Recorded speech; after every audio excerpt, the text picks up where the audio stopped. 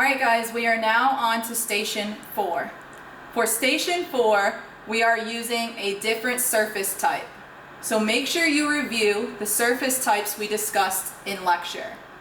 So for this item, we are going to process using our magnetic powder that you have used before and our rubber lifter, which we discussed in lecture. The application of the magnetic powder is the same no matter what the surface type is. So we're just going to apply our magnetic powder to our item and see if we can visualize any of those prints. So here you may be able to see a little darkening where we believe there may be a print. We're now going to attempt to lift this print using the rubber lifter we discussed in lecture. The rubber lifter, as we talked about, is a sturdy piece of rubber type material.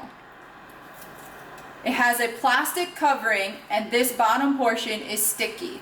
So we will remove this covering and apply the sticky portion to our surface. We're going to push it on and try our best to push it into the nooks and crannies of that surface to see if we can get that print off. Remember, as we discussed in lecture, this is very difficult and not always successful.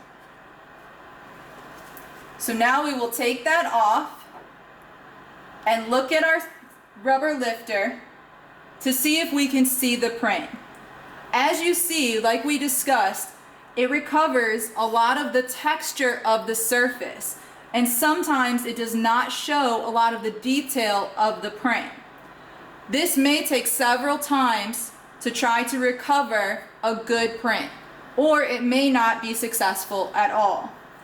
If it is successful, we will cover this back up and then we will submit this like we do our regular fingerprint cards.